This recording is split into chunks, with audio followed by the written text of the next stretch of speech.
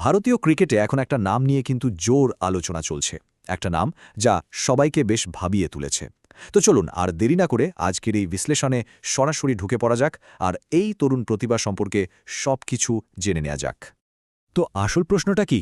প্রশ্নটা হলো, মাত্র ১৫ বছরের একটা ছেলে কি সত্যিই ভারতীয় ক্রিকেট টিমের জন্য তৈরি?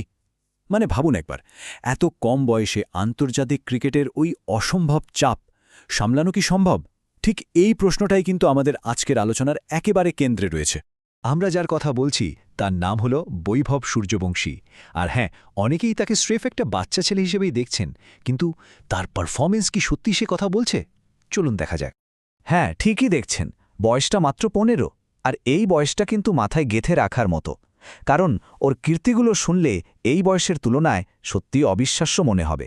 কিন্তু ব্যাপারটা শুধু বয়সের না, পরিস্থিতিটাও তো বুঝতে হবে। পিচটা ছিল ভীষণ কঠিন, এমন একটা পিচ যেখানে তাবর তাবর ব্যাটসম্যানরা রীতিমতো হিমশিম খাচ্ছিলেন। আর ঠিক সেখানেই এই বাচ্চা ছেলেটা এসে যা করে দেখালো তা এক কথায় অসাধারণ। ওর ব্যাটিং দেখে অনেকে বলছেন, এ তো যেন ভিডিও গেম চলছে। হ্যাঁ, সত্যি। চলুন এবার একটু গভীরে গিয়ে দেখি কেন এই তুলনাটা আসছে। আচ্ছা, এবার এই ছবিটা একবার দেখুন। একদিকে সঞ্জু স্যামসন, ঋতুরাজ গায়কোয়াড়ের মতো প্রতিষ্ঠিত বড় বড় নামের ব্যাটসম্যানরা রান করার জন্য রীতিমতো লড়াই করছেন, আর অন্যদিকে এই ছেলেটা মাত্র ১৫ বলে হাফ সেঞ্চুরি করে ফেলল। পার্থক্যটা তো দিনের আলোর মতো পরিষ্কার, তাই না? আর ভাববেন না এটা কোনো সাধারণ টুকটুক করে করা হাফ সেঞ্চুরি। ইনিংসে ছিল ৫-৫টা বিশাল ছক্কা আর ৪টে বাউন্ডারি, একেবারে যাকে বলে ধ্বংসাত্মক ব্যাটিং। আর এই ঝড়ের জন্যই কিন্তু রাজস্থান রয়্যালস ম্যাচটা হেসে খেলে ৮ উইকেটে জিতে গেল। খেলা ওখানেই শেষ। আচ্ছা, এই যে অবিশ্বাস্য একটা ইনিংসের কথা আমরা বলছি, এটা বড় বড় নামদের রেকর্ডের পাশে ঠিক কোথায় জায়গা করে নিচ্ছে? ব্যাপারটা যে কতটা অসাধারণ সেটা বুঝতে হলে একবার দেশের সেরা ব্যাটসম্যানদের দিকে তাকাতে হবে।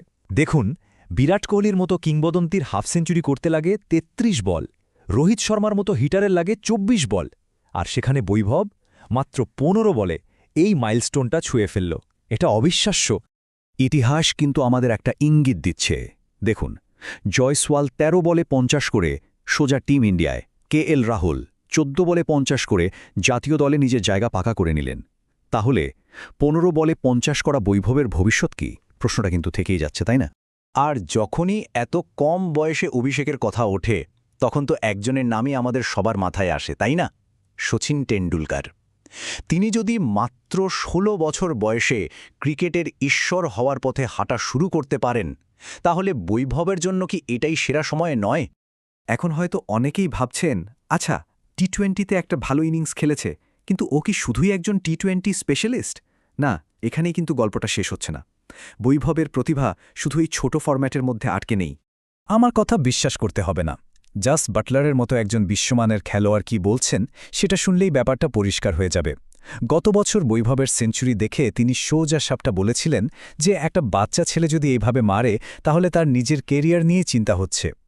এর চেয়ে বড় প্রশংসার কি হতে পারে বলুন? আর ভাবুন একবার, রানটা কাদের বিরুদ্ধে করেছে?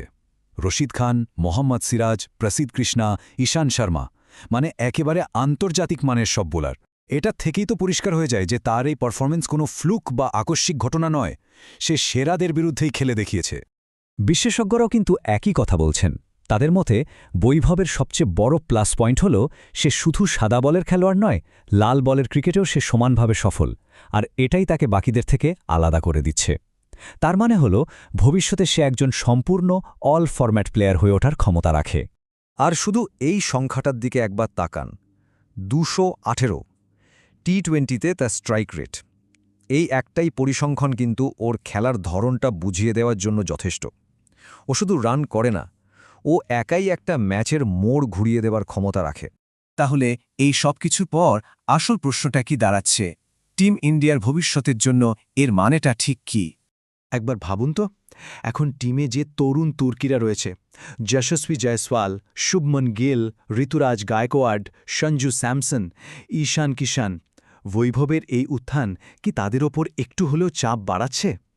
এস্টাবলিশ যে সমীকরণগুলো ছিল সেখানে কি একটা নতুন চ্যালেঞ্জ তৈরি হলো? শেষ পর্যন্ত তাহলে প্রশ্নটা একটাই, যদি বৈভব দলে আসে তাহলে কার জায়গায়? এই প্রশ্নটাই এখন নির্বাচকদের সবচেয়ে বড় মাথা ব্যথা।